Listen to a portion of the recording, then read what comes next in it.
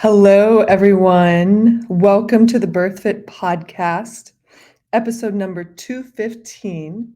And this is a very special podcast. I have a friend slash trailblazer, mentor, just all around awesome, radical human on the podcast today, the one and only Robb Wolf. And I'm going to get into some of his bio here in a second. But before we dive in, I want to give a few BirthFit announcements. So, the BirthFit Education Foundations course, which is our 12-module online course, that was on sale the entire month of March. And if you catch this episode on the last day of March, March 31st, you can still get 40% off using the code EDUCATION40. That's a capital E, education, and the numbers 40. So check that out. Also, be sure to check out B Community. This is our monthly membership option that includes fitness, education, and connection. And I guarantee you want to be in this community if you are a woman. This is for women, by women, and we train sustainably, efficiently, with respect around our menstrual cycle. And we have monthly meetups, monthly guest speakers. It's an awesome community to be a part of. So be sure to check that out. And don't forget to check out our one and only BirthFit prenatal training program. And of course, our one and only BirthFit postpartum package. Both of those are still like our top sellers, duh, because that is what we are known for. And I would just really encourage you, if you are pregnant and you are training, that you train in season for birth and with us. Really give it some thought. And then rehab, absolutely with us. I don't think either of those are bad options, obviously, because we know exactly what we're doing and we've been in this field for over a decade. And yeah, we absolutely love what we do and enjoy talking to each and every one of you, especially on the support calls. So be sure to check those out. We had a podcast last week, maybe it was a little over a week ago. It was all about miscarriage. So if you are somebody that has recently experienced a miscarriage, or you know somebody, I would definitely refer them to that podcast. It's an awesome place to start, just to like start with healing and grieving. And yeah, it's a good one. All right, so let's see.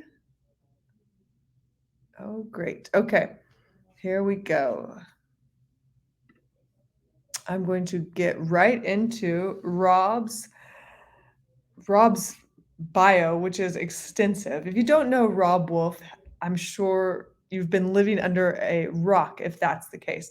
But Robb Wolf is a former research biochemist and 2 times New York Times and Wall Street Journal best-selling author of The Paleo Solution and Wired to Eat. If you haven't read those 2 books, check them out. Awesome. He and co-author Diane Rogers recently released their book Sacred Cow, which explains why well-raised meat is good for us and good for the planet. Robb has transformed the lives of hundreds of thousands of people around the world via his top-ranked iTunes podcasts, books, and seminars. He's known for his direct approach and ability to distill and synthesize information to make the complicated stuff easier to understand.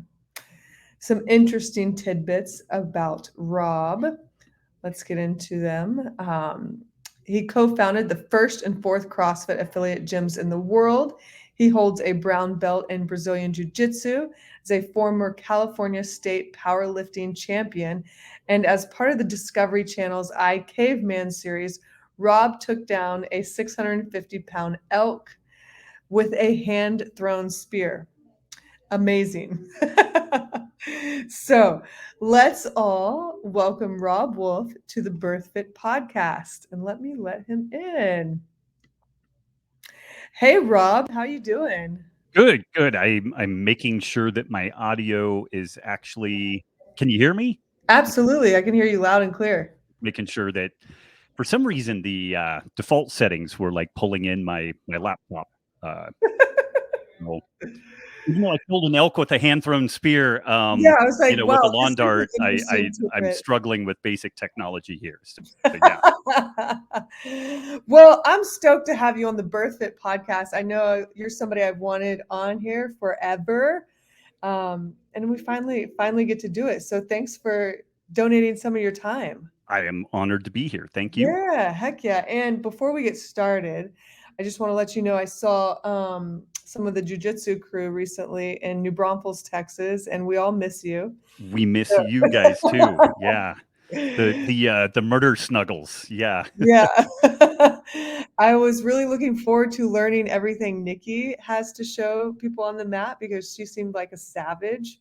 But yeah, I'm sure y'all have made Kalispell's y'all's home, and it's wonderful there. It is definitely less humid and less buggy than the hill country of Texas for sure. Yeah, we've had Uh, no scorpion invasions in our house here, whereas it was a daily occurrence in New Braunfels, where we were out in the boonies in New Braunfels, so we have yeah, a lot of critters. Yeah, yeah. When I tell people I've been stung by a scorpion like 3 times, they're like, "Wait, what? Where'd you live? Like, where'd you grow up?" right, right. Awesome. Well, let's get into it. Any questions before we dive in? We're Yep. live and super raw and real in this podcast, so just let it flow. I'm there. I'm there. I'm Awesome. letting it flow. I am Good. going to pull this off. It's warmer in here than I thought it was going to be. All right. One of the first things I wanted to ask you, because you've had some major success in life and with family and everything in general, was is there anybody or one thing that's been instrumental in your path of success or that made you who you are today? Man, that's a really good I know question. it wasn't on your list of talking points, so I No, stuck no, it it's in there. it's good. So I did come from for being born white male in America at the end of the 20th century, which I think is like hitting different 20 different lottery tickets. Yeah. Like there's a lot to be very thankful for there. I was raised in a pretty poor family. Like there was a period of time where the government issue cheese and supplemental stuff really got us through. I started working at the age of about 15 to support my parents. My dad Mm, became disabled, and it was about a 15-year process for him to get SSI, where he was designated as disabled. And my mother, looking back, she had a lot of health problems, not the least of which was celiac, autoimmune diseases, and also some bipolar. And so I started working multiple jobs to help support my family while I was still in high school. And I mean, it, mm, it, it taught me a lot. It gave me a lot of character and a lot of grit. But there were a couple of key people that just saw something different in me and they acknowledged me. And, growing up poor, nearsighted, bad haircut, hand-me-down clothes, a car that when my parents would drop me off at friend's house, I would ask them to drop me off around the corner so I could walk in because the car was yes. so old and dilapidated that I was embarrassed, which looking back now probably made my parents feel terrible. But so again, wanting to acknowledge all of the good things that I had going on, but also had some significant challenges. But there were a few key people that just saw something more in me and they acknowledged that and they helped cultivate it. And there was a physics professor, a Mhm. math teacher in high school, um, and then in college there were a couple of folks that they just saw a little extra drive, a little extra curiosity, and they fostered that. And man, I was starving for it, Mm, little additional yeah. acknowledgement of my commitment and everything. And I could have been a hell of a criminal. And when Nikki met my family, I told her to leave her purse in the car because at least three of my family members were either on parole or were people of interest to the state of Oregon and stuff like that. And so, from a like culture perspective, like I was Mhm. I was geared to head down a Yeah. very bad path, and it was for somebody hungry for acknowledgement. Like I could have been really good at that, and I could have been Mm, really good at that early, and got the acknowledgement and the whole like Johnny Cash outlaw deal that yeah. was just kind of like embraced by elements of my family. And I didn't go down that direction because there were a few key people that really Oh, saw better or different in me, and they helped to foster that. And I guess to my own credit, I saw that that was probably a less dodgy option than playing brinkmanship with law enforcement and stuff like that. But yeah, I mean that was a big deal. I had a that's few key awesome. mentors that took the time to invest in me and believe in me and saw something more in me. And I really try to keep my eyes open with that. Like when I'm at Huh. jujitsu, or Yeah. even the emails that I get every once in a while, I'll get just a shockingly well written email, and well written in that there's just this like emotive force behind it. Like there's just something more going on between the ears of the person. A good friend of mine, Sarah Strange, she wrote a letter. God, this has got to be over 10 years ago now. And it was so good that I said on air as I was reading her question, I said, I would hire this person today. I don't know in what capacity, but they are clearly so sharp that they would, be Yeah. amazing. And a couple of years after, it was about 18 months after that, I ended up meeting her and her husband in real life. We ended up hiring them in our gym. They ended up taking over the gym, and now they run an online strength and conditioning program that all of our Healthy Rebellion members are parts of, and Awesome. they've gone on to just do amazing things. So, but it that early investment in myself has caused me to really keep my eyes open and find people that I feel like are like doing really good and have a little extra, and to try Yeah. to foster that. Yeah. That's awesome. I appreciate you sharing that. I want to get into Rob Wolf the human. So that those were some of my first questions. And then the next one is, how did you and Nikki meet? And I should Oh have asked man. her to be on the podcast too, because I love y'all's dynamic duo on the Healthy Rebellion podcast. Yeah, thank you. And I would definitely be living under a bridge were it not for Nikki. So I a little bit of backstory. Yeah, what's the I love story I there? had uh, found CrossFit online 2001. I helped to co-found the first CrossFit affiliate gym in the world, which was CrossFit North up in Seattle. But I had a chance to move back down to Chico, California. And I told Greg Glassman, I'm like, Seattle's awesome, but I really miss the sun, basically, Oh, And he's like, well, hey, let me tell you this. A guy that he knew, John Frankel, who is a PhD in Korean literature from Harvard and a black belt in Brazilian Jiu Jitsu, and he's Michael Heinz's met coach. him. Yeah. Yeah, met him. Greg Glassman introduced us, and he was like, John wants to open a Jiu-Jitsu and MMA school, and he wants somebody to run the CrossFit side, and he was thinking about Chico, so you guys, discuss. And so we kind of got together and we're like, yeah, let's do this. And so just from Awesome. an introduction, I decided to move back down to Chico, California, to open this spot with John. And I drove nonstop from Seattle to Chico, like basically peeing in a bottle, like, would get gas, but that was it. Pulled into Chico, hopped out of the car. There was a coffee shop called Moxie's. And I walked into the coffee shop, and there were these three misanthropic women huddled around this counter. And I walked up to them and I was like, hey, I'm just moving here from Seattle. I wanted to find out if I need to find some good coffee. I like coffee now, and do you guys brew your own coffee? And the dark-haired Italian looking gal behind the counter said, no, we don't. And then she went back to talking to her friends. I said, you know who in town does roast their coffee? And she said, Cal Java. And then she went back to talking to her Mm. friends. And I said, you know where they are? And she said, on the other side of town. And then went back to talking to her friends. And this was Nikki. And Ah! she's got a whole side story on this. She was vegan at the time. She says that when I came through the door that there was a guy with a cutoff t-shirt. It's called a tank top. and tapered jeans. This is just like I actually have an ass and quads because I strength train. And she was used to hanging out with vegan guys who the whitest part of their body is their hip bones, Yeah, and so that was our first meeting. She was literally the first person that I met when I came back to Chico. And interestingly, that's it's awesome.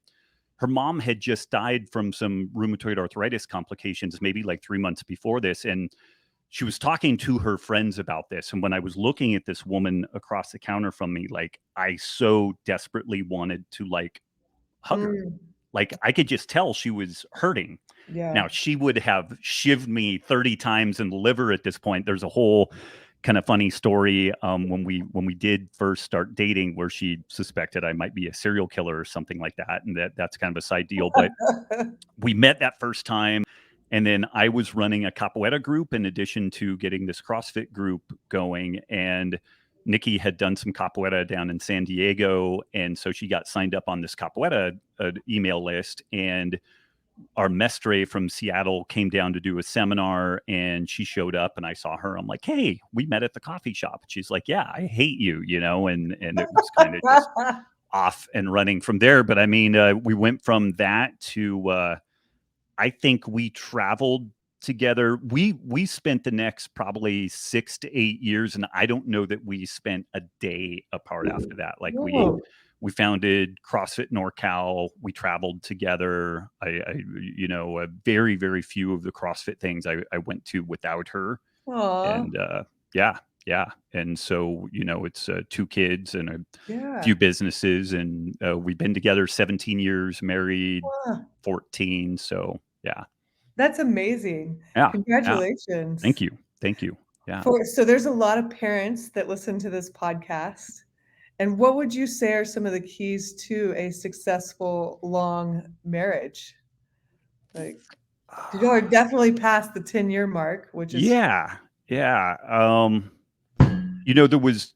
I remember ages ago there was this study that when they would interview couples, if there was disdain on the part of one of the members towards the other, that it was guaranteed that relationship was done. It mm, was just that the fuse was lit. It was just a matter of when it was going to explode. And it's interesting.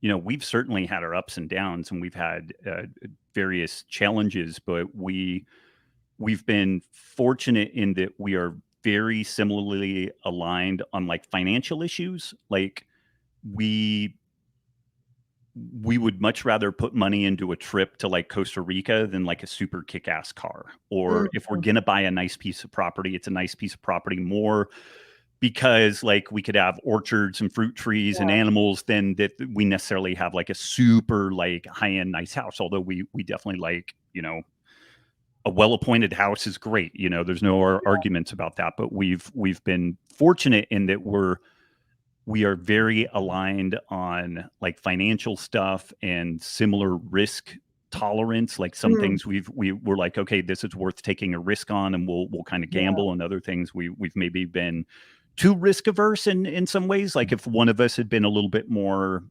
edgy, then it might have been good. But I see a lot of the problems that emerge between folks is they don't fundamentally respect the other person. Like mm, they're there for some reason, but they're like, oh, they're not as smart as I am, or whatever. Nikki's like right. 5 times smarter than I am, and we each have our areas of expertise for sure. Like there's just certain Yeah, things that I'm good at, and there's things that she's good at, and we super celebrate and kind of like, oh, fucking thank God that I don't have to like sweat that stuff. And I yeah. always tell her, I'm like, I'm for sure going to die before you because I don't want to deal with all the shit that you deal with. So, um, just mutual respect. We have very similar, like, kind of financial stuff because you think about the things that oftentimes pit people at Yeah, odds. Like when you start getting into financial, you could be in serious financial stress. Like when we were just getting the gym going, we both worked our physical therapy jobs. We were physical therapy aides and we worked the gym.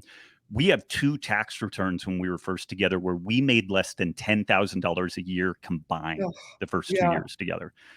We just in California. barely fucking, floating the boat. Yeah, But we also communicated I was like, "Are you okay with this?" "Yeah, I'm cool. Like, we'll give this a run, and this is something you really believe in, and we're helping people." Like, we knew that the gym was helping people. Yeah. So, but we also were willing to say, I told her, I'm like, if this thing doesn't go, we will pull the ripcord on this and be done. And so Mm. we would talk about like, okay, well, here's the standards that we need. Like we need this many clients so that we make this much money and, Yeah. so that we could climb ourselves out of a hole. And Nikki's actually been really good in that regard with being a little bit more the ideator. Like, well, where do we want to take this thing so that we're not Mm. living in poverty and stuff? But even when we had serious financial challenges, we communicated about it and we would just check in and be like, okay, are you cool? Okay, it's not fun, but we'll Yeah. keep going with this. So we had good communication, good respect.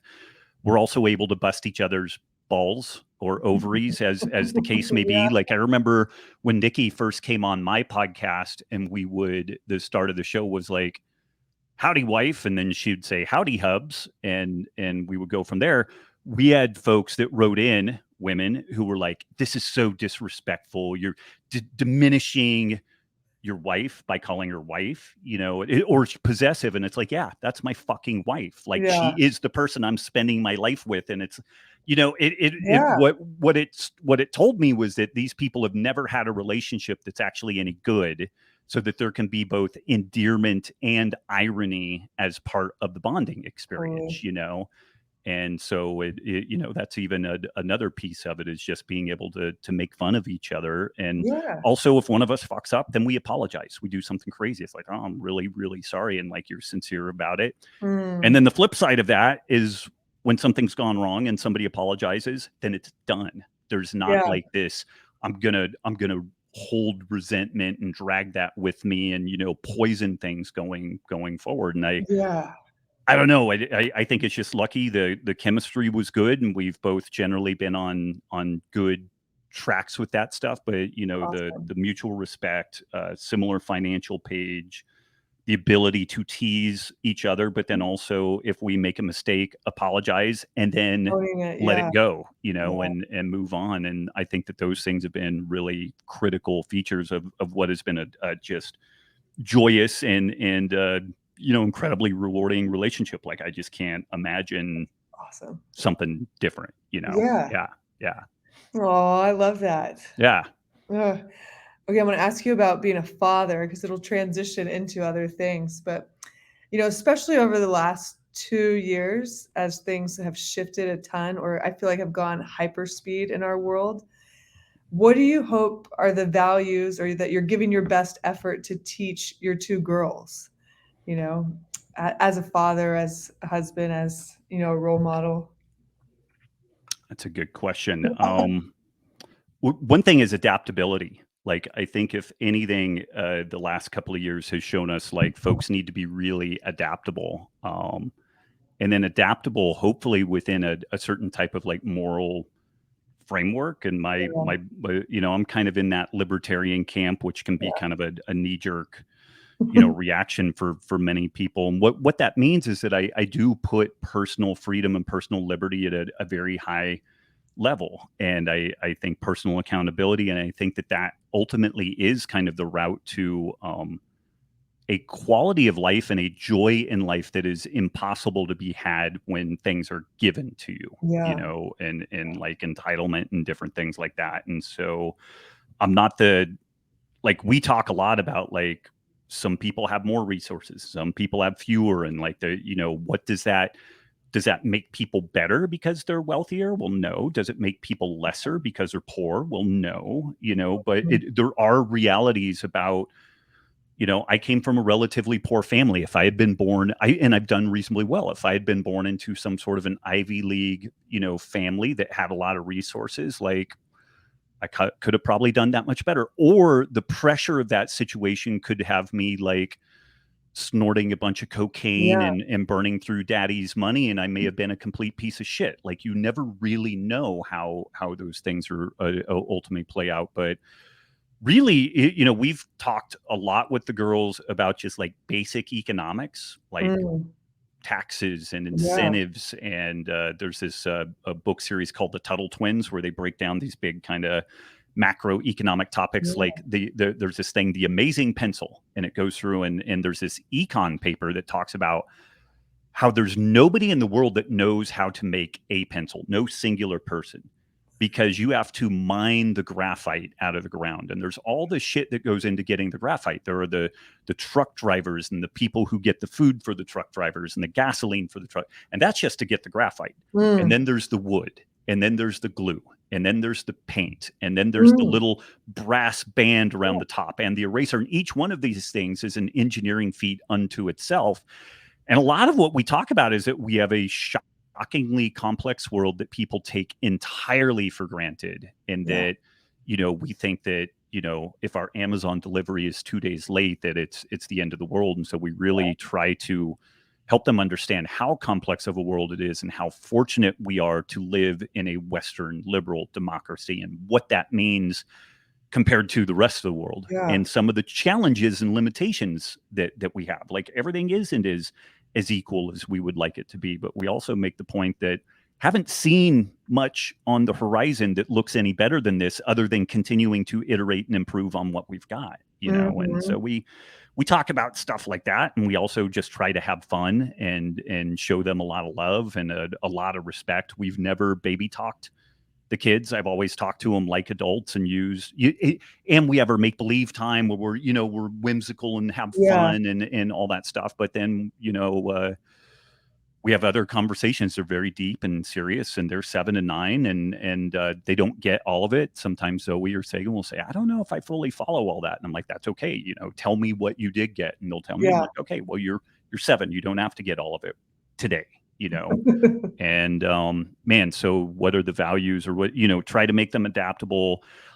I really think, to the degree I've had comparative advantage in my life and in my work, I really look at things through evolutionary biology, Mm. basic kind of economics, like Mhm. Austrian type economics, and then thermodynamics, which is just energy. Like, it is raising corn to turn into ethanol a smart idea? Yeah. No, because it costs more energy. It costs more energy to make it than what you get out of Yeah. it. So it's actually a Yeah. boondoggle, and this gets into like sacred cow and Yeah. sustainability and all that type of Yeah. stuff.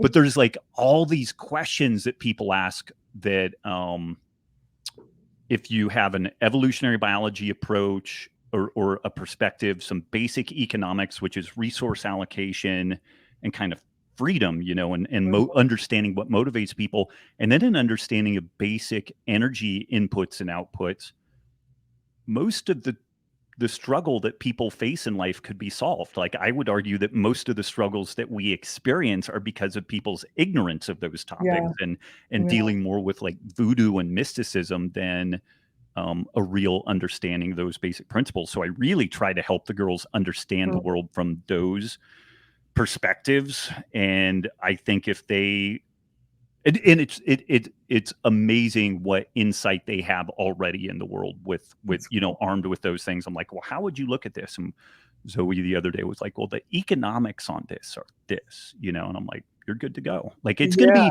it's gonna be very difficult to bamboozle or hoodwink those girls. Like, it's gonna be hard to float bullshit by them Yeah. and get them to bite on it, because they're going to be able to run it through this rubric of like, well, does it make sense from an evolution Yeah. perspective?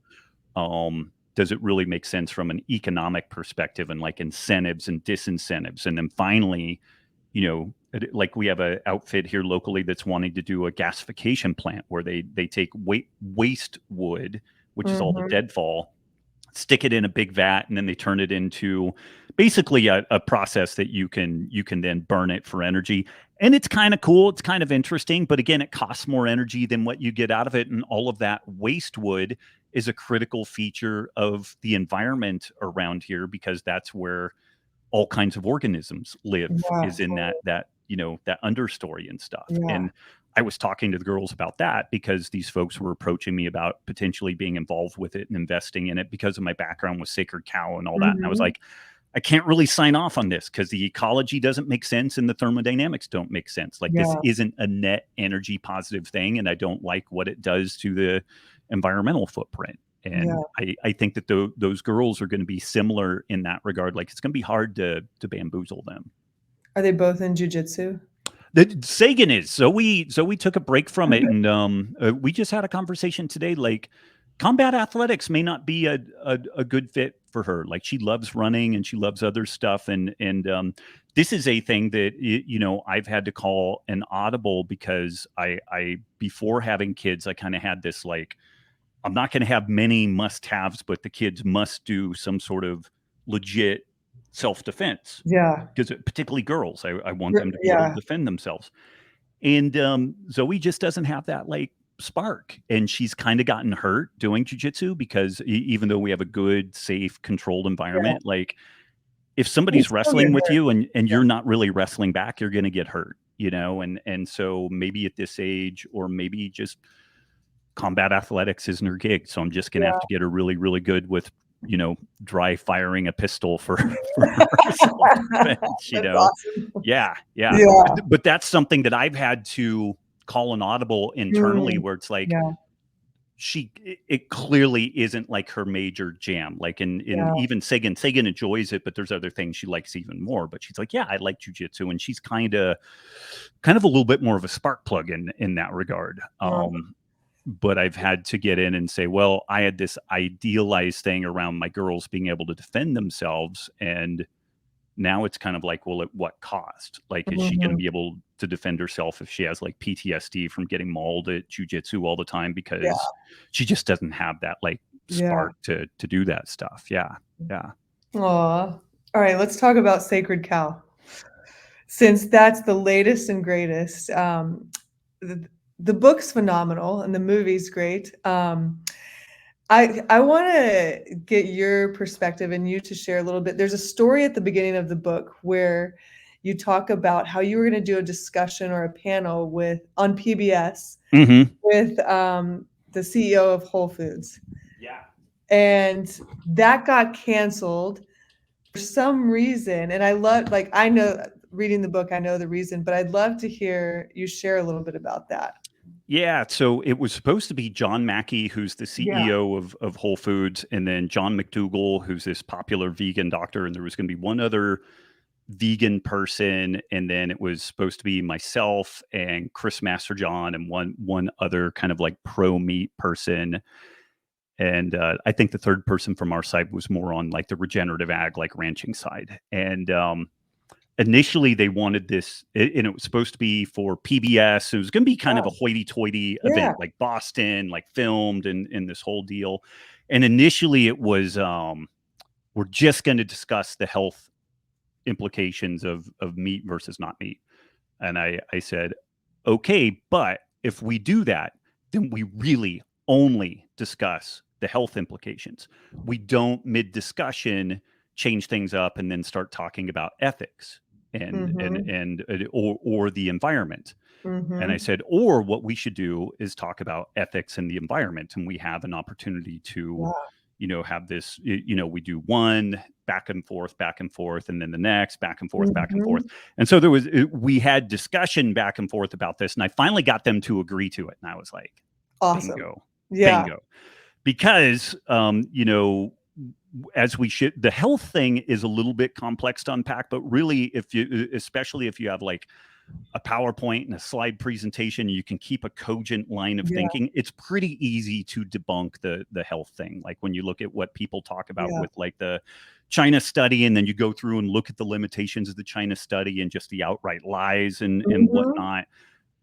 That one's kind of easy. And then when you shift into, the ethics of eating meat and the economic or the environmental impact of eating meat, I was going to have John Mackey in a bear trap, because it's like, well, how do you justify eating meat? And it's like, well, I have thermodynamic and ecological reasons for it, but it's interesting you mention ethics, because the only person here who makes millions of dollars from something that's misaligned from their core values is John Mackey, because he's got Mhm. whole foods and they sell meat even though he's vegan and keeps saying that they Yeah. shouldn't. He does. So stop today. You're the Yeah. only one profiting from the unethics of this thing. And somebody somewhere figured that out, because they were like, nope, we can't do it, we're done. But I was just like salivating, because I'm like, I'm Yeah, it done sounds with these like guys. Yeah, oh. yeah. Yeah, so I feel like I'm so glad that book is out. And for those of you that don't know, like y'all talk about the nutrition value, the ethics, and the environment. And y'all basically break down, like, get into argument points, bullet points for each topic. And I think it's phenomenal.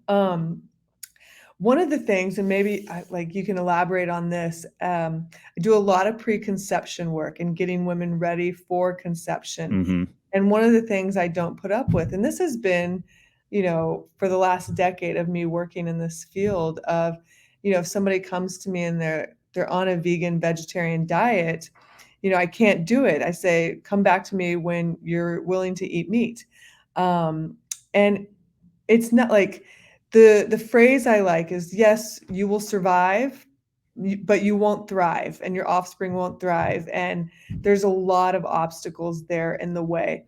And I'm so glad our mutual friend Lily Nichols wrote a book, and she's like our go-to resource Yeah. for all things in the BIRTHFIT world. But yeah, could you share any thoughts on like conception, pregnancy, just us as mammals, and evolution there? Yeah, maybe a little more soft focus, or not so sciencey, a little more Okay. observational, Yeah. a little more Yeah. anthropology. Virtually every like traditional culture has like their get pregnant foods Yeah. that they recommend. It's almost devoid of plant material, or the importance of it has almost nothing to do with plants. It's Yeah. always like organ meats and fish roe, and it's these really new. And when you look at them, it's like generally the most nutrient dense Yeah. animal products that we have, and they tend to be super high in omega-3 fats. The EPA and the DHA, the fully elongated fats. Choline, iron, zinc, these cofactors that are depleted during pregnancy on the mom side and that are critical to development on the baby side. And this is something that it's kind of hard to say, but it needs to be said. For the for the developing fetus and the baby, there are non-negotiable developmental benchmarks that occur. Mm. And you need B vitamins, you need iron, you need zinc, you need adequate protein, Yeah. you need adequate energy. And if one misses those things, the developing individual is never going to be what they could have been. If the baby or the fetus is, if the mom is insufficient in folate, then we potentially have neural tube defects as Yeah. a beginning, stage to this. Totally. We now understand that like there's epigenetic signaling that occurs in the fetus that expresses itself throughout life if the baby was developed and born into a nutrient deficient environment, and that child is never going to be what they could have been otherwise. Mhm. And if as the baby develops, and what we've seen, even in some vegans feel that they're so vegan that breastfeeding is not okay because it's milk, Yeah. but which I think is a whole other layer of kind of crazy. And it's worth mentioning, and not that everything that Europe does is right, but people love to hold, well, they do this in Europe. Well, in Europe, feeding a pregnant mom who's vegan and or a vegan raised infant and child is considered child abuse, and it's Yeah. considered parental abuse to the child. It's illegal. Like the state will intervene and like alter the course of that Yeah. process, which my libertarianness has some issues with, but it's Yeah. also like, well, that's interesting, but they do it because they've seen where this stuff goes. And what's worth mentioning is the nutrient deficiencies that are endemic within vegetarian and vegan populations look identical to the nutrient deficiencies that occur in folks forced to live in developing countries where they don't have a CVS that they can go to get their algae derived EPA, DHA, their B vitamins, their zinc. And there was a really well done study, and it's honestly kind of heartbreaking, but it was in Finland. The average income of the participants, it was vegan families in Finland. And the average income of these folks was above $200,000 a year.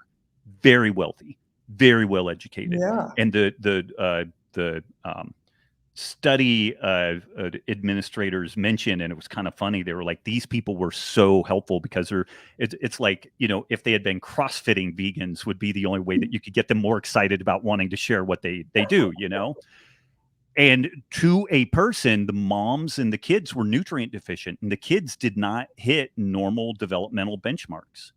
And Wow. then the folks were kind of appalled. They're like, no, there's got to be something wrong there. Like we do all the stuff, we supplement, we do this, we do Mhm. that.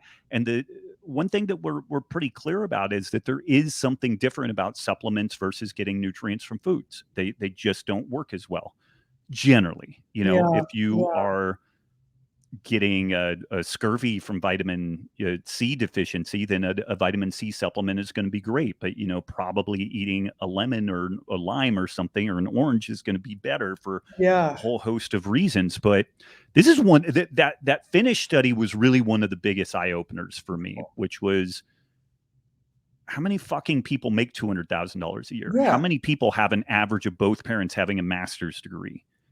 And they have kids, Yeah. and they're in a fully like one of the most Possible. westernized developed countries in the world, access to every supplement you could imagine, super committed to this way of life, and they still could on Mhm. average not produce as healthy a people as a middle low income individual would get in the United States just eating a standard mixed diet that Mhm. was included animal products. That was maybe the biggest one, because I had always had this kind of fallback that I was like, well, if people supplement adequately and if this and if Yeah. that. But this was this was a pretty good example of it, and again, you could argue, well, if they lived in a laboratory and okay, maybe, but again, who can do that? And who in the United States, you look at things like meatless Mondays and stuff like that, where, Yeah. like the New York City school system, 10% of the kids are acknowledged to be homeless.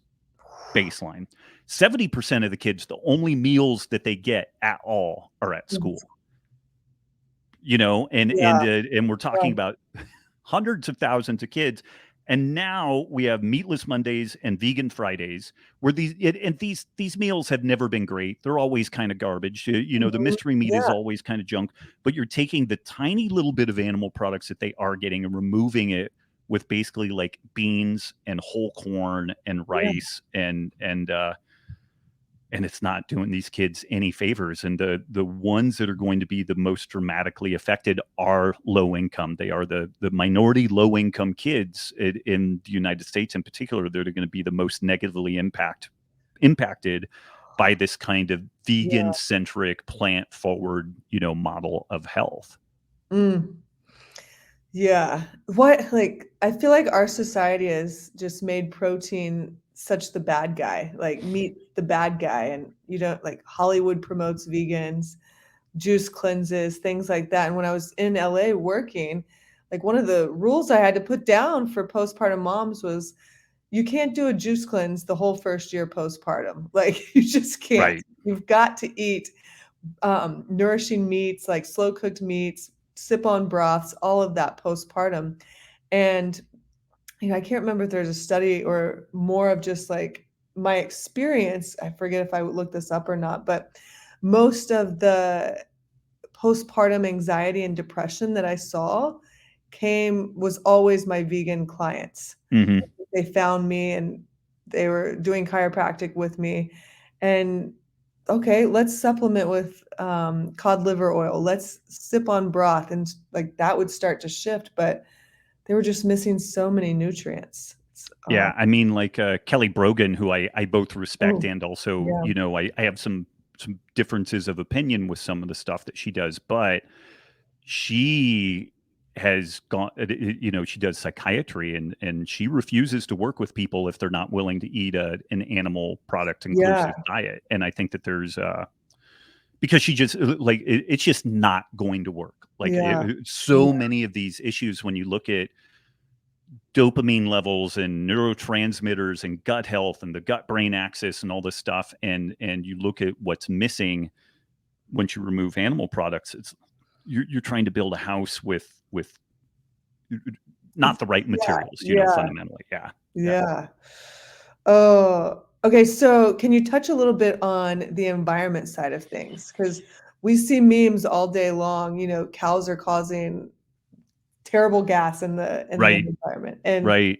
you know, the first time I saw that, I was like, "Oh my God, this has got to be bullshit." So, like, what do we got?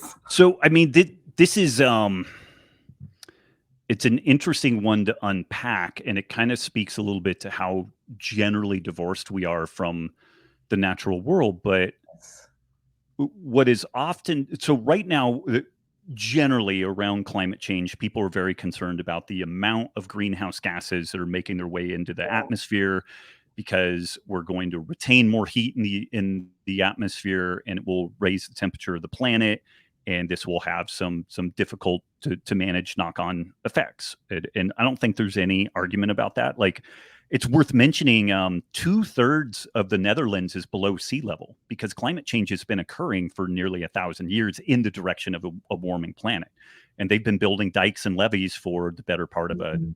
a millennium, and so Yeah. that is kind of also an insight into one of the things that we can and should probably do, is that we should plan for adapting to this changing Yeah. world instead of like we're going to do everything imaginable to stop it. Like, we're literally saying that we're going to somehow force the planet to do our will. Like there's it, some people like Bill Gates have suggested that we seed the upper atmosphere with chemicals to cool the planet. And That I'll guy. just throw this out before I really answer your question. There will undoubtedly be challenges dealing with a warmer planet. That is a rounding error compared to dealing with what would happen if we create a fucking ice age. Yeah. Because the last real ice age that we had, the ice sheets in North America went all the way down to like the border of Mexico.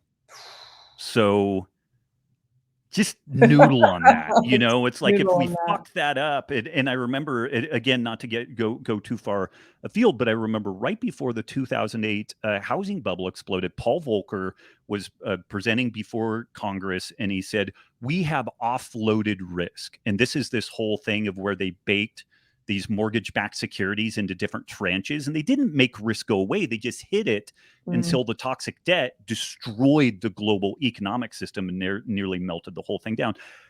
The economy is incredibly complex. It is infantile in complexity compared to a global weather system. Mhm. And we have people saying, "Oh, we're just going to seed the atmosphere and everything's going to be great because we'll warm the No. planet." This is just like some of the side stuff. So Can't play God like that. if you do, it's good. It might bite you. I Yeah. mean, we've seen that multiple times. But so there's usually several claims around animals and the environment. Animals, cattle in particular, produce too much methane. One of the difficulties with this is that the methane is a carbon with 4 hydrogen atoms attached to it. That carbon came from plant material that the cows just ate. The carbon that is part of that plant material was carbon dioxide before it became part of the plant. When the cow eats the plant, it releases the carbon either through urine or feces, expires it as carbon Mhm. dioxide, or belches it out as methane. But this is part of what's called a carbon cycle. Yeah. There's carbon in the atmosphere. That carbon in the atmosphere becomes parts of plants. Those plants either break down directly and then, compost and go back into the environment. They can oxidize, which is what happens in desertified areas, which is actually really bad for the environment, or they get consumed by animals, including termites and other critters like that, Mhm. and then they can get released either as carbon dioxide or methane. That methane has about a 10-year lifespan in the atmosphere, and then when it interacts with UV light, it will get split into water and carbon dioxide, and then it's back into the carbon cycle. Methane is about 10 times more greenhouse gas potentiating than carbon dioxide is, but it also has a reasonably short lifespan, and it's part of a cycle. One of Yeah. the interesting things that folks have not talked about, and there was a NASA piece that looked at this, as the carbon content of the atmosphere has increased, the planet has gotten greener. Plants grow faster with higher Mm. carbon dioxide content. We still don't know what that means. Like, is that going Yeah. to solve all of our problems? But there are these buffering, characteristics to this. But that's a piece of this, is that we have what I call carbon tunnel vision. Like, we're so focused on the emissions part from from animals in Yeah. this case, that we forget that this is very, very different than 100 million-year-old carbon that's locked up underground in fossil fuels that are getting burned and released. Like, these are very different things. But even in the case of the fossil fuel release, one of the things that could reduce the atmospheric carbon dioxide is something like regenerative ag, where you have plants and animals. The plants grow as they grow, and the animals eat the plants. That the carbon content of the soil increases, and there's no reason why you can't continue making soil kind of indefinitely. Mm-hmm. The American plains used to be 100 feet deep in carbon-rich soil. So the carbon piece is, and greenhouse gas piece is a big. Everything that is talked about with it is true, but it's the context. Yeah. Does it matter that these animals are part of a carbon cycle? And really, Mm-hmm. when you look at it, it's like, no, it doesn't matter. In the past, there were many more millions of bison than there are currently cattle and deer and elk and other critters pre-Columbian contact, and the planet was not being destroyed by that. Yeah. And so that's a piece of this thing. Another thing that is often thrown around is that, like, cattle consume way too much water, and they do use a lot of water. But the funny thing about that is that the water that is accounted for in this story is the rain and snow and sleet and mist that falls on grasslands. This is presented as if these cows are sticking a straw in, like, rivers and aquifers and just, like, drinking the water up. This is the water that just falls on the ground and is going to either grow grass and support, grass and Yeah. grassland animals, or not. So this is kind of a weird thing. And in the case of conventional beef, it's about 94% of the water you can characterize water as green, blue, or gray. The green water is just precipitation. Blue water is surface water and also aquifers. And then the gray water is like the leftover water Mm-hmm. from, like human waste and also animal waste. And in the case of conventional beef, 94% of the water is green water. So it's basically rain or precipitation. In the case of fully pastured beef, 97% of the water is Mm. green water. So it we're not Yeah. stealing water from somewhere else. An example of water being stolen from somewhere is actually almonds. 98% of the water that's used Oh, in almond production comes from below ground. It is pumped out of below ground aquifers, and it raises these almonds. And then 80% of the almonds that are raised in the United States, mainly in California, are shipped to China. And this is in nice. areas where, like, the groundwater is being depleted far more quickly than it's being restored. But almonds are a plant-based protein, So and so yeah, that's so okay. almond milk is ruining the earth.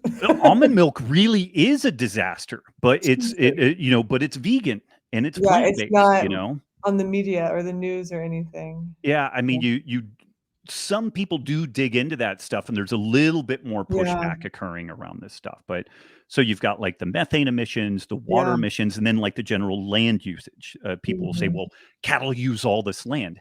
That land is grassland. Like, it, for hundreds of millions of years, it has been grass, and the animals that eat grass and the animals that benefit from the interaction Yeah. of grass and the animals that eat grass. Yeah. Like, that is all that you do with grasslands. You don't raise crops on them. You ideally don't turn them into parking lots and shopping malls and Yeah. all the rest of that stuff.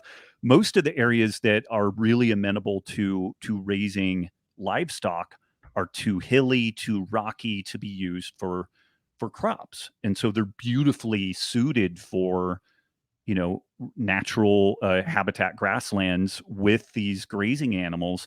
And we should be doing lots more grazing animals. It should be beef and bison and deer and elk and Mhm. sheep and goats and camels and all this different stuff. There's a really interesting movie from the 1940s called Sea of Grass, and it's from a book that was written in the early mid 1800s, and it talks about the giant ocean of grass that used to extend from Las Vegas all the way up to Salt Lake City and out into Mm. the prairies. That's not a grassland anymore. It's a desert. But what happened is that area got overgrazed and misused. So you can overgraze an area with animals. And then other people suggest that we should remove all the animals off of a land and just leave it fallow, which is also going to destroy the grassland. Yeah. There's this middle ground of properly using grazing animals there. But when we say they use too much water, it's a lie, because this is the water that naturally falls on the ground. We use too much land. Well, what else are you going to use this land for? You Yeah. literally can't use it for crops. And if you are using it for crops, it's just more industrial row crop Yeah. stuff. I mean, yeah. So these are the things that are, that. And how long have I been jabbering? And Oh, we're almost an hour in, so I'm being conscious of your time. no, but my point to that is, like, how easy is it to say, I'm going to go vegan because I'll be Yeah. skinny, I'll live forever, I'll Mhm. save the planet, and it's like this amazing elevator pitch thing, and you Totally. get to feel morally superior. And I've written a book on this stuff, and I've been flailing around like an idiot trying to just explain the water usage and land usage on the cattle piece, and it's taken me 10 minutes to Yeah. maybe kind of paint a picture that people are like, okay, that maybe makes sense. So we Yeah. have a real asymmetry in the information side of this. Like, there's an asymmetric war here, where the kind of vegan side of this is like, cows, animal products cause cancer, are bad for health, Yeah. destroy the environment, and you're an ethical dirtbag for doing it. And then to answer that stuff is like a PhD thesis on each one of these You have to topics. pick it apart. Yeah. Yeah, Well, I yeah. think, more and more what I've loved over the last 2 years, since and I call it the pandemic, but since it started, I think people are waking up and they're realizing that they have to take responsibility for their health. And nobody's coming to save them. And, responsibility and freedom are some of the BIRTHFIT values. And, one of the things is, looking at where your food source comes from, and, what exactly you're putting in and on your body. And, you know, the cool thing, like I share with the BirthFit audience, over the last 6 to 8 months, I've shifted my diet to completely be like 80% animal derived. Mm-hmm. And then the vegetables that I do eat, they're root vegetables, they're fermented vegetables, or like sourdough bread, or I'll dabble in some white rice. Um, and I test my blood work all the time, and my blood work came back and it's never looked better. Mm-hmm. So when people actually start experimenting on their bodies, it's like, oh, I feel alive. I feel really good. And I don't think like their blood markers, their hormone panels, like you can't deny that, so Right. like the nutrition side of it, I I feel like is a total lie, like people made up, Right. Right. like, oh, and you get into that in the book of Sacred Cow. Yeah, so we cover the nutritional, environmental, and ethical Yeah. considerations of a meat inclusive food system. And honestly, like, I feel like the nutrition work in that book is probably the best work that I've done entirely, Yeah. and in part because I didn't do any like paleo diet theory or anything like that. We Yeah. really looked at it just from nutrient density, like what are the most nutrient dense foods, the Yeah. most vitamins, minerals, and essential nutrients per calorie that you can get. And when you look at it through that lens, organ meat, seafood, meats in general, and Yeah. then like fruits, root Fruits. vegetables, Yeah. spices end Yeah. up being the winners. Like, there's your whole diet, Yeah. right there. And Yeah. Dude, this is maybe a little bit far afield, but there's a paper that was written, God, 15 years ago, 10, 15 years ago, but it looks at the least harm principle, which is this idea that if you are ethical, we should try to produce the least harm, in Mhm. the way that we live. And part of the vegan, perspective on this is that if I eat animals and I'm killing animals, and that makes me a bad person and everything, and that somehow a vegan diet is bloodless, and it's not. In the Yeah. process of harvesting all these grains, and millions of different types of animals are killed, like, Yeah, what do you invertebrates. think happens when they have to get that land ready for the monocrops, or like Yeah, just the beginning, you have to expunge all the other life, yeah. and then absolutely monumental amounts of pesticides are Yeah. used specifically for rats and mice and other rodents when the Oh, grains and soybeans are stored. So there's huge amounts of poisons that are used to keep, because otherwise these things would yeah. be overrun with rodents, basically. So Yeah. you're killing tons of rodents there. When the combines go through, you're killing lots and lots of them. But this paper went through and did an analysis looking at a food system that is built around row crops, like our current system really is, or one that is built around large grass-centric, large grazing animals, and actually producing way more of our food from that. And then roots, shoots, tubers, nuts, seeds, and fruit, the stuff that is like the minimal impact with Yeah. regards to um, environmental inputs like herbicides, pesticides. So, like, you're killing the least animals in the Mhm. process of that. And you end up producing more, better food and kill fewer animals in this meat centric model than you do in the row crop centric model. Because people may think it's kind of Okay. weird, but a mouse and a cow are both mammals. They're both of similar intelligence. Like, one is very large, one is very small. And so do you value the mouse's life less because Yeah. it's smaller, or because a cow looks a little bit more like a dog and has bigger brown eyes that you feel like you can, like, that's really Totally. speciesist when you Yeah. get right down to it. So when you start comparing life for life, then actually, and like one cow, you can get, Yeah. nearly 1,000 pounds of food out of it, depending on the size of the animal, and like clothing and textiles and all this other stuff if you actually use the whole Yeah. animal. Yeah. Mm. Hey, so what are your thoughts? I got maybe two more questions for Sure. you. What are your thoughts on raw milk? Because I've been crushing raw milk lately and diving into some research there. I'm kind of funny on that. Where if you like raw milk, go for it. I've had milk from pasture, milked by the Dalai Lama, and I have autoimmune reactivity to dairy. Like, Okay. I and Yeah. it's legit. I think that A2 dairy, like from certain types of cattle Yeah. and goats and sheep, I think I'm a lot better with.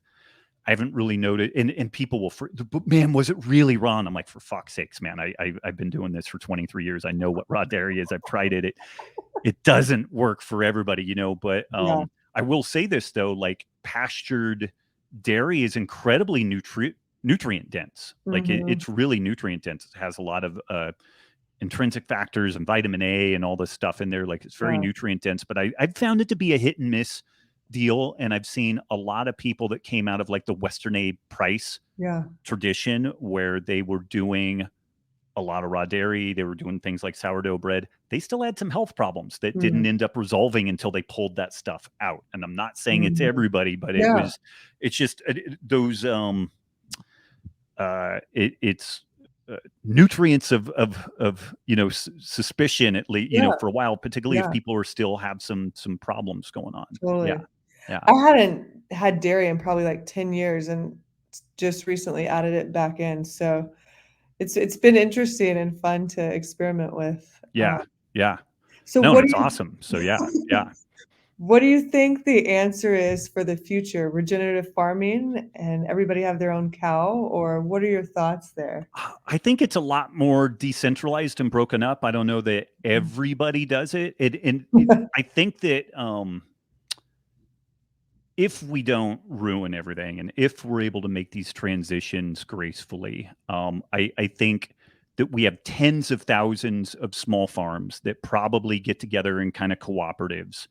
I think that more of our food gets eaten locally. I think more of it Mm, gets processed locally, which so much of the problem that we have in our food system on the meat side right now is because of the really broken butchering and processing yeah. situation that we have, where people have to send them to these FDA certified facilities, and you may end up sending meat 1,500 miles to get it processed, and you got to send it back, and it's ridiculous. And it's a monopoly for the big players. And Mhm. oftentimes these big players will buy space and time at the processing facilities so that the little players have no way, they can't even get in. The facility Oh, is empty, but it's occupied. And so it yeah. prevents these small time operators from getting in there. But I do think that there's a huge opportunity. Like, why we're not going to get rid of the amazing distribution infrastructure we have. Like what Mm. Walmart and Costco and everything can do is really amazing. Like it's just logistical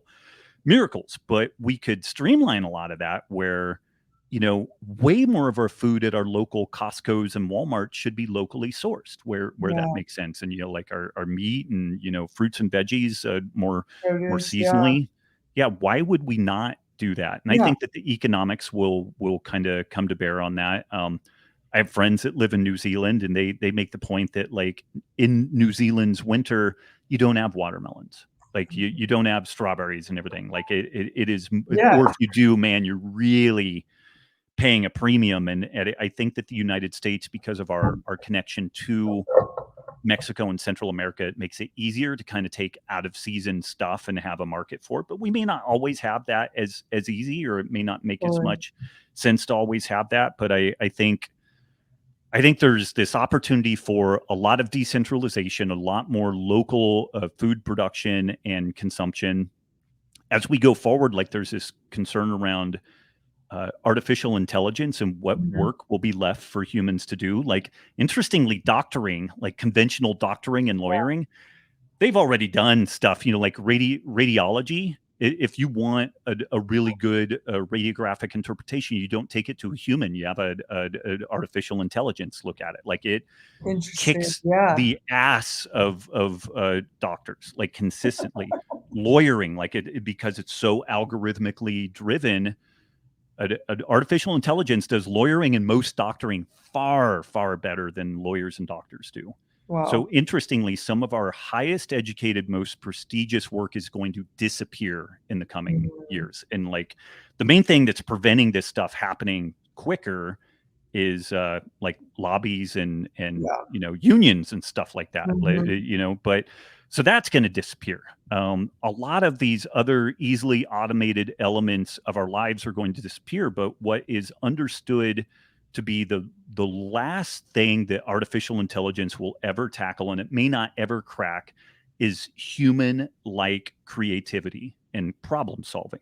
So long as you can create a specific algorithm to things, then artificial intelligence does an amazing job. If you actually need human type creativity and insight, like, it just fails. Like, one of the big problems with auto driving cars is that, like, they'll recognize a stop sign unless somebody puts a sticker on the stop sign, and then it's like, that's not a fucking stop sign anymore. And it Yeah. it just goes crazy. Like, birds shitting on the stop sign will make it like that's not a stop sign anymore. Yeah. And so, interestingly, one of the places that is an opportunity for really good, meaningful human work, and that could pay people well and would foster the revitalization of middle America, and this is something that should be applied all around the world, is regenerative farm work. Like, it's hard Mhm. work, but it's something where you have community, you build community, you're a part of the community, you're feeding your neighbors, you're feeding Yeah. yourself, and it's all that regenerative ag farmers do is problem solve. Part of the Yeah. benefit of industrial row crop stuff is that you can algorithmize all of this because you just hammer things with fertilizer and pesticides and insecticides, and it becomes very predictable. Yeah. Like, and it's cool in that regard. It's kind of miraculous in that Mm. regard. But, just on the antibiotic side, we have like 15 or 20 years before antibiotics no longer function at all. And Diana Rogers just did a Yeah. gig in Southeast Asia because they're not trying to Merck and the people who make antibiotics for chicken and pork in particular. They're like, we have to change the way this stuff is grown because we won't have antibiotics for humans if we don't change this. And you can't grow chicken and pork at scale without antibiotics. The only reason why that doesn't turn into like a giant cesspool of death immediately is because those animals are Yeah. continuously on antibiotics. Oh, So that's going to change all that stuff. Like, it has to change. It's just we tipping either point. do a soft Yeah. landing on it and we change it Yeah. proactively, or we do a hard landing in which that system fails as our antibiotics fail and all this Yeah. other shit fails. Yeah. Yeah. And then Oh, on the flip side of that, I think so. We've got this kind of like early 20th century type farm what it Mhm. looks like at the surface, serving its local community, thousands and thousands of these plugged into local distribution networks. So if we have Yeah. overages and shortages of food production, we can kind of shift that around to minimize, waste. And all of that gets informed with satellite imagery and drones, and Mm. and we help to manage it with solar powered electric fencing. So there's this like 21st century technology plugged into a 19th century farming Farm. practice that helps to optimize it. And I think that is potentially the future of our food. And I it could like that. be, it's going to be really disruptive. It's going to be kind of a tough sledding to get to Yeah. that spot, but I do ultimately think that that's kind of the future of food. The alternative is this industrial row crop food system, Yeah. owned by like 6 companies, and I they get. produce all the food that everybody eats on the planet. Yeah. And those are really kind of the two options that we have before us. I'm gonna opt for the first one. I'm going to work for the first one Yeah. for sure. Yeah. Yeah, yeah. All right. Element. We haven't even talked Mm, about element before we start to wrap up. Yeah, we recommend element to everybody, especially, within the motherhood transition. And we've shared this with y'all, and y'all have shared, yes, back with us, how element has been so helpful with breastfeeding yeah. and increasing supply.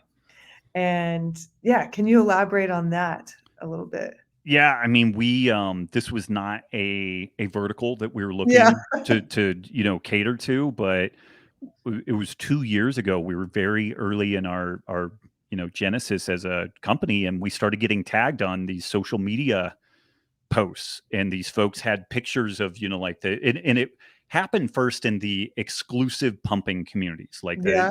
there's the pump and also breastfeed, but they don't mix with the people who exclusively pump. Very delineated groups of people online. But the exclusive pumpers, these moms were showing. I pumped yesterday, and they had the little white bottles, and it's Yeah. like barely anything in the bottle. And then I took Element today, and there's like 5 bottles that are full, and we were like, holy smokes! And I started digging into the physiology on it, and like just drinking water isn't going to necessarily increase your breast milk production, because you need soluble material in the breast milk, specifically sodium, to drive this osmotic gradient to pull fluid in the direction that you want it to go.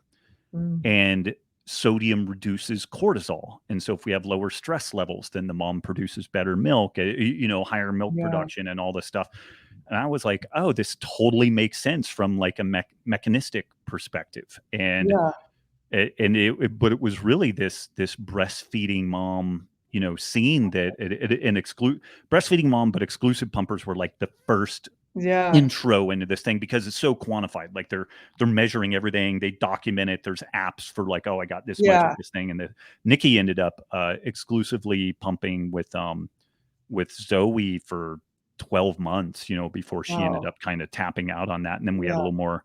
But looking back, like, had we known about Yeah. elements or just sodium in general, it doesn't have to be element. Like, do chicken bouillon cubes twice a Yeah. day. Make yourself chicken bouillon, or like a kettle and fire bone broth. But you got to Mhm. have significant amount of sodium in there. Like, you need to make sure to get at least 5 grams of sodium per day, and you salting your food is not even going to get you to like a gram and a half. Like I thought that I was doing okay with that, and I was completely just smoking crack on that. And when people really get that electrolyte piece right, specifically the sodium, just magic happens on the breast milk Yeah. production. Yeah. Can people consume too much sodium? You hear that and It's really maintain hard to your. do. Like, if somebody is preeclamptic, or they're Yeah. they're insulin resistant or something, then we don't necessarily want to stick more sodium in these people.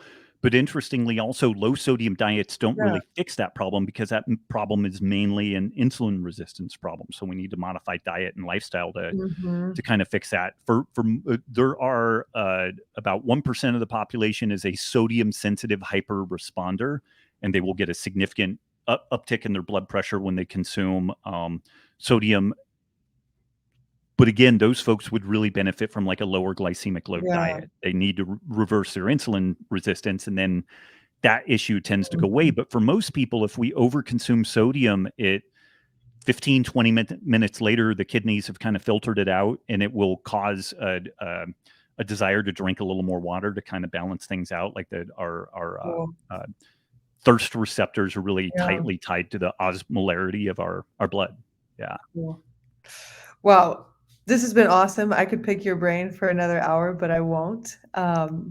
Anything you want people to look at, drive people to? You got any websites, any projects coming up, any books you want people to check out? Oh man. I just robwolf.com. Like we have the Healthy Rebellion. Yeah, It's our online community, and then Nikki and I do the Healthy Rebellion radio each week, which is which is awesome. mainly a Q&A podcast. Thank you. Like Yeah. we enjoy doing it. Yeah, that's about it. And then I have a Substack. Like I really have Yeah. mainly abandoned social media. Like I do broadcast only. I don't really interact with people at all on there because it's just kind of a unruly, disaster. And so if people want to hang out with me, if they sign up for their Substack, which is robwolf.substack.com, then I actually interact with people on that, and the Healthy Rebellion, and then the podcast. Awesome. Thanks so much for hanging out, Rob. Dude, thank Anything, you.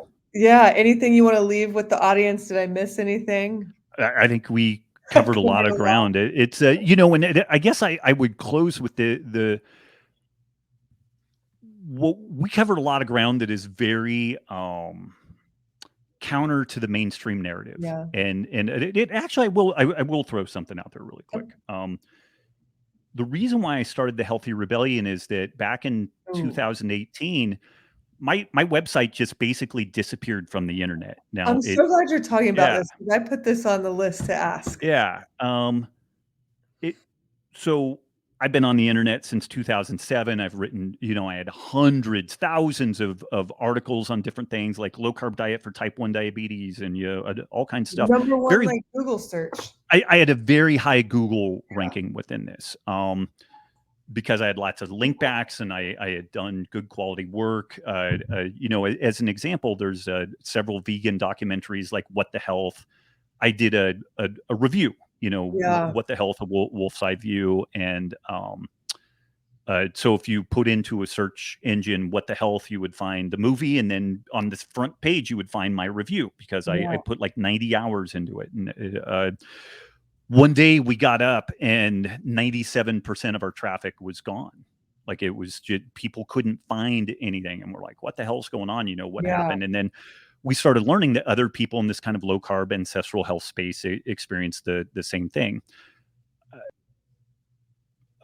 For reasons that I'm just now kind of weaving together, Google for a long time has wanted to curate all health information. And if you notice, like if you search blueberries nutrition, used to there was like the top ranked website, but now you get this nice little curated kind of academic looking box that is put together by Yeah. Google. And what you need to do is scoot down below that if you want to get things that are outside of the Google curated response. But Google really didn't like low carb diet information, and it's they don't like low carb diets.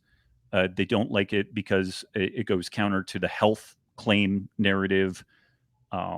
It goes counter to their environmental narrative, which is that animal products are bad for the Yeah. environment and everything. But we basically just disappeared. Like 15 years of work just overnight was gone, and our income dropped by 97% too, because you can't sell anything if people can't No. find it. And so the website was still there. It wasn't deplatformed. But if you can't find something, then it's Yeah. effectively gone. And so this is what caused us to spin up the Healthy Rebellion, because we needed to figure out a way that we could maybe stay ahead of like the information monopolies, and what Yeah. they were doing with all this stuff. All I would throw out there to folks is that we talked about a lot of stuff that is very contrary to the mainstream narrative.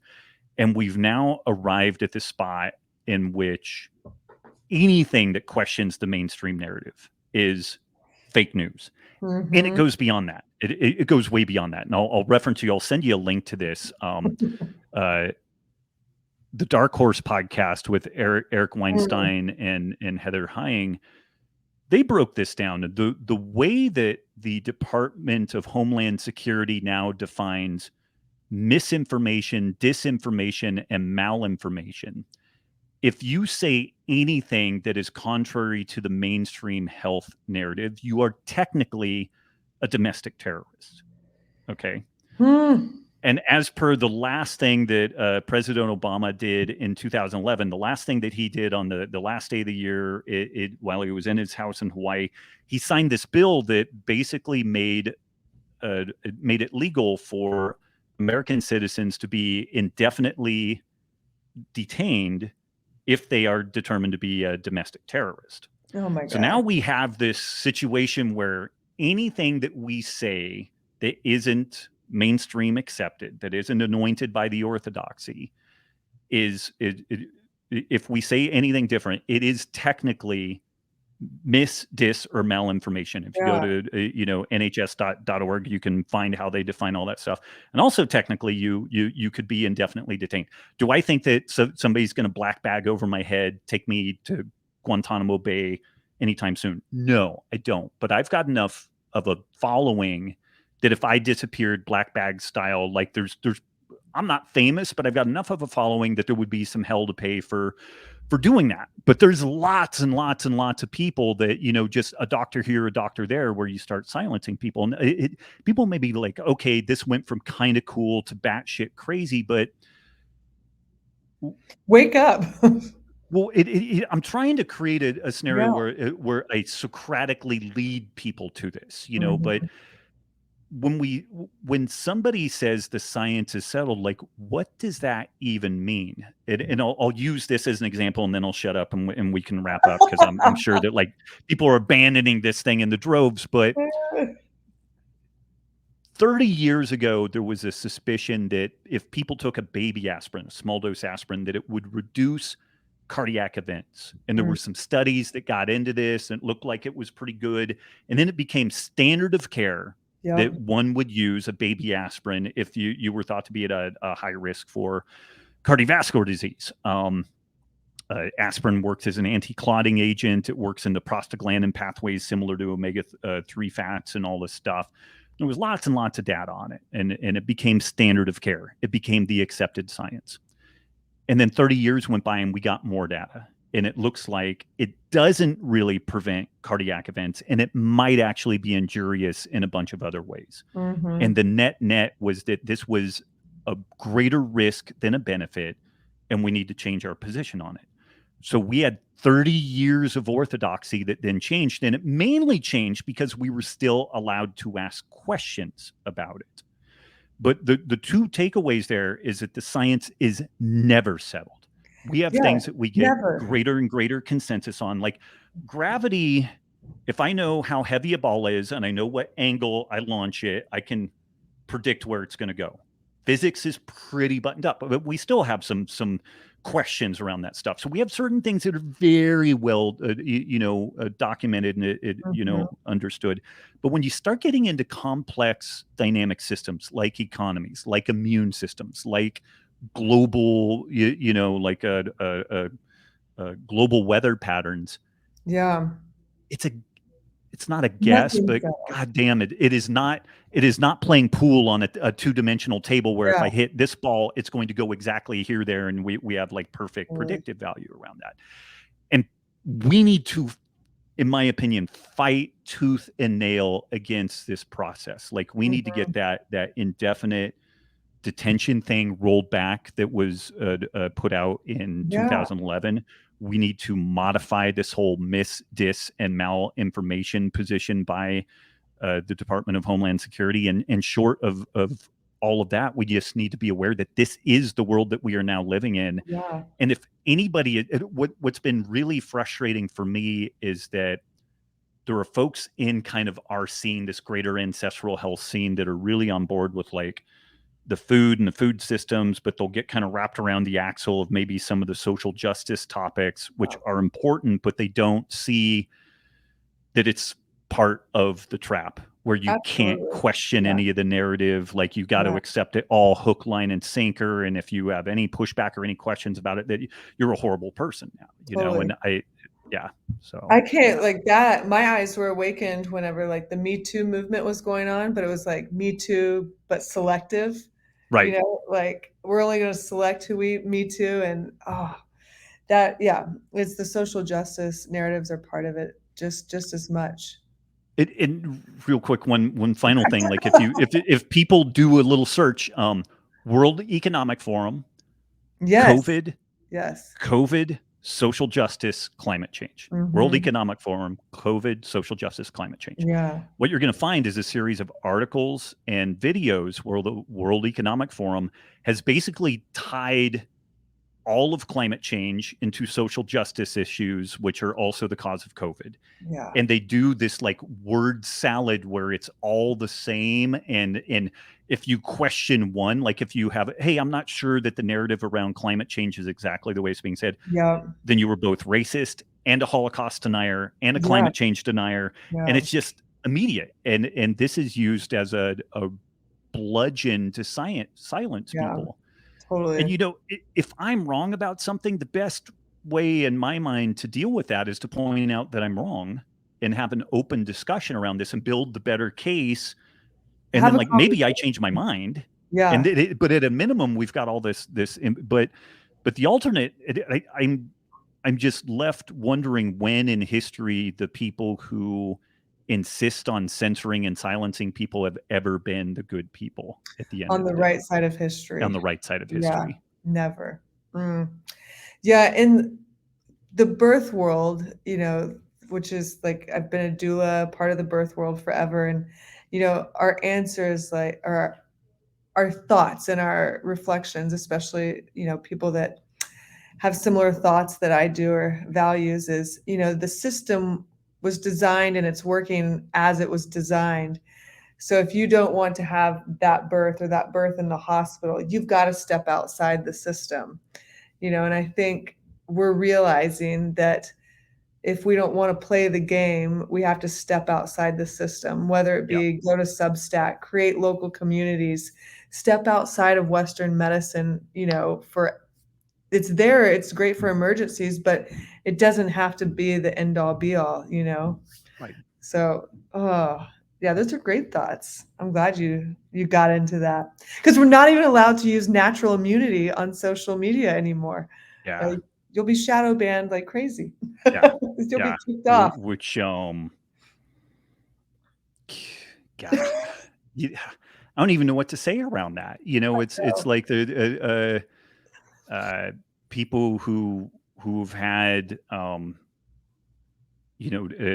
forget the chicken pox. Like people yeah, who had, they're from a different country, they have chicken pox. Do I need the chicken pox vaccine? No, you're good. yeah. You have We had natural immunity. chickenpox parties growing up. Yeah. Like, Yeah. oh my Well, gosh. even above and beyond that, it's like this was the first disease. The influenza doesn't have super long lasting immunity because it mutates and changes Yeah, pretty quickly, yeah, and so that is what that is. But within like a 1 year run, if you got the flu once this year, you're probably not getting it yeah, a second time this year because it takes a certain amount of time for it to change and evolve over time, and that it's very non-controversial, and vitamin D levels are super well correlated with yeah, favorable outcomes with influenza and the common cold and a host of other things. And it's only been this particular virus in this particular situation that metabolic health, vitamin D status, innate or naturally acquired immunity are not just non-topics, but will get you in trouble at this point. you can't talk about it. Like, Yeah, oh, yeah, oh.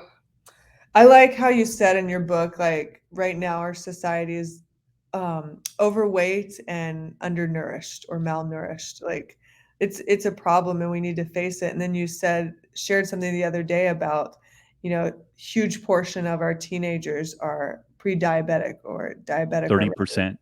Yeah. Yeah, and it's just like that's sad. So something's got to be done. Got to wake up. Mm. Well, and not to fuck it, I'll just push it a little bit. Like we have a lot of people in our health space that are in Yeah. this like kind of healthy at any size position, and Oh, I don't even am get us started on that. I am not remotely cool with folks like belittling, haranguing people because they have health problems, but it is a lie to let people think that they could be 5'9" and 400 pounds or Yeah. whatever it is, and dyslipidemic and disordered blood sugars Yeah. and all the rest of it, and that they're going to fare as well as other people. Yeah. Just when it comes down to when those people decide, if at some point down the road they want to get life insurance, they're out of Yeah. luck. Like they're not getting it. They may not be able to get it at all, and orthopedic issues and on and on. And this is another one of those things where this kind of social justice kind of woke ideology, I applaud the sentiment, but it's like, fuck, man, we got to keep our feet on the ground. And if a planet can't be healthy at any temperature, then a person is not necessarily going to be healthy at any size. Yeah. And that doesn't mean that we're jerks to them. It doesn't mean that we're horrible to these people. It's not morality, it's biology. Like that's Yeah. And now let's figure, well, if somebody's in that situation, well, what can I do to help you? yeah. Is there anything I can do to help you? Or if you're like, this is just where you want to be, okay, cool. Just as long as Yeah. we're all on the same page, then cool. I'm not going to Yeah. force you, harangue you, anything like that. But there's a bunch of people that are being told, no, man, you're good. And they're not good. They're not okay. Yeah. Yeah. And that's They're not good. Yeah. Yeah. and people in our scene who have a following are telling them that. And I don't Can't. I don't We know, can't do man. that. And we're going to get canceled for even cracking this can of worms. We're going to be horrible, human beings. And it's like, what is my motivation with that? Like, do I really come across as like Yeah. somebody that just wants my boot on their throat and I Yeah. want to like control You're- people? Like, yeah. I don't know. Mm. Yeah. Well, on that note, have On you that read? note, yeah. Yeah. Let's wrap it up. But I want to know, have you read a good book lately or got any? Oh, it's funny. I want to With see all what's the on your mind. Web3 stuff like crypto and Web3 Hmm. and NFTs and everything. Somebody suggested that I read Snow Crash, which is a Neil Stephenson sci-fi Okay. novel that was written in 1992, which is amazing because the internet wasn't barely even going No. yet. It was like 93 when the internet came out. Like Yeah, and I mean, that. it's Yeah. still super clunky, real slow. Yeah. It's a phenomenal book, and when you Cool. think about when it was written and how prescient, like this is where the term metaverse came from, is from Whoa. that book, and avatars, and like online alternate universe, and all this stuff. I've been reading that, and it's really cool. Like it's cool. Good sci-fi is oftentimes great at looking around corners and finding interesting things. Yeah. One of the interesting side notes with it is he was bang on with like so much of the internet side and like the metaverse side and all that stuff. But then interestingly, he didn't conceive of like hard drives and whatnot. So he was talking about things still being stored on tape and discs and things like Yeah. that. So like the whole notion of a flash drive, so it's so interesting how laughably off some of the technology is, but then the big picture thing was like, oh my God, like this was really prescient. So yeah, I read that one. Like I do a lot of heavy reading and I like sci-fi and fantasy because like if it's well done, I think it gets you thinking in some different ways and looking at things differently. Cool. Well, I appreciate all you've shared with us and dropping some knowledge bombs. I hope it gets the wheels turning for some people. And yeah, I loved talking with you a little bit about your family and Nikki and everybody. So be sure to tell them hello. And I will do it. I'll get up to Montana because I got lots of people to visit up there one of these days. Yeah. Just be careful. You may not leave. So That's what I hear. It's gorgeous. yeah, it is not bad. It is not bad. Well, thank you so much, Rob. I'll talk to you soon. Take care. All right. Bye. Bye. Oops.